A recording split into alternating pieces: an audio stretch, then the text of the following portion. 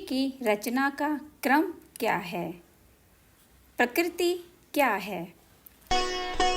जो बुद्धि तत्व का कारण है और जिसे समझने में मनुष्य असमर्थ है, वह प्रकृति चेतन आत्मा के द्वारा जानने में आती है। वेदांत में उसका नाम माया है।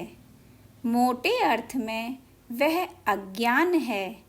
ज्ञान और अज्ञान अर्थात विद्या और अविद्या दोनों ही प्रकृति के रूप हैं।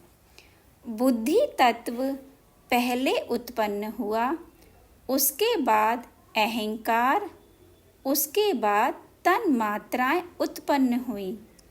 दूसरे शब्दों में कहें तो शब्द, स्पर्श, रूप, रस, गंध के सूक्ष्म तत्व पैदा हुए। इसके बाद मन हुआ। पांचों सूक्ष्म तत्वों से ज्ञानेंद्रियां उत्पन्न हुई। शब्द से कान, स्पर्श से त्वचा, रूप तन्मात्रा से नेत्र, उसके बाद रस से रसना, गंध से घ्राण इंद्रियां उत्पन्न हुई। इस प्रकार 5 कर्मेंद्रियां हुई। वाक इंद्रिय ग्रहण करने की शक्ति हाथ, चलने की शक्ति पैर, त्यागने की इंद्रिय उपस्थ और गुदा। फिर इनका मोटा रूप पैदा हुआ, जो अभी बोल रहे हैं, देख रहे हैं। जल में रस, स्वाद और गंध पैदा हुई। इसका भी मोटा रूप हुआ तो आकाश पैदा हुआ, जिसका गुण शब्द है।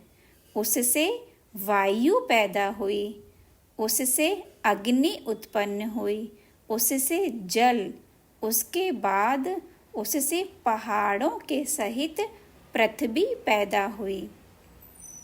इन सब के बाद साक्षात परमात्मा साकार रूप से ब्रह्म को पैदा किया। तब से उन्हें ज्ञान हुआ और पूर्व काल की सृष्टि का ज्ञान हुआ। उसके अनुसार सृष्टि हुई। फिर विराट पुरुष हुआ। उससे अंडे के तरह की वस्तु उत्पन्न हुई। उसमें एक हिस्सा ऊपर, एक हिस्सा नीचे, उसमें पोल रह गई, वह आकाश।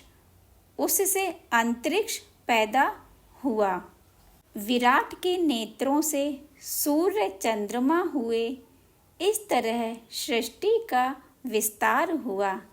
विराट पुरुष ने ब्रह्मा को पैदा किया।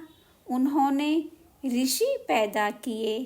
उन ऋषियों ने बहुत सी कन्याएं पैदा की। उन ऋषियों ने कन्याओं का विवाह दक्ष से किया। उनसे संतान पैदा हुई। कश्यप का विवाह कर दिया। उनके बहुत पुत्र हुए। 12 आदित्य हुए। फिर गरुड़ पैदा हुए। वृक्ष, पक्षी सब कश्यप से पैदा हुए। देवता, राक्षस सब कश्यप से पैदा हुए। उन राक्षसों के, देवताओं के फिर संतान हुई। इस तरह सृष्टि का विस्तार हुआ। महत्व से अहंकार एवं मन हुआ। इनसे आकाश आदि 5 महाभूत हुए। यह देखा भी जाता है कि पृथ्वी जब विलीन होगी तो जल में लीन हो जाएगी। इस तरह जल अग्नि में, अग्नि वायु में, वायु आकाश में समा जाएगी। जिस तरह रात्रि का स्वप्न हमारा संकल्प है, इसी तरह यह भगवान का संकल्प है। आकाश में पंखा हिलाते हैं तो वायु उत्पन्न होती है। संघर्षण से आग पैदा होती है। संघर्षण वायु का कार्य है। वायु से आग बुझती भी है। वायु से गर्मी पैदा होती है। गर्मी से वर्षा होती है। उससे समुद्र हो जाता है। जल जिस तरह कठोरता धारण करके बर्फ हो जाते हैं, उसी तरह उसका कठोर अंश पैदा हो जाता है, वह पृथ्वी है। शरीर में गर्मी होती है तो पसीना आता है। ज़्यादा गर्मी पड़ती है तो पृथ्वी से भाप निकलती है। बादल हो जाते हैं, उन्हें हवा लगती है तो पानी चूने लगता है। आकाश में गर्मी होती है तो बादल बनकर बरसने लगता है।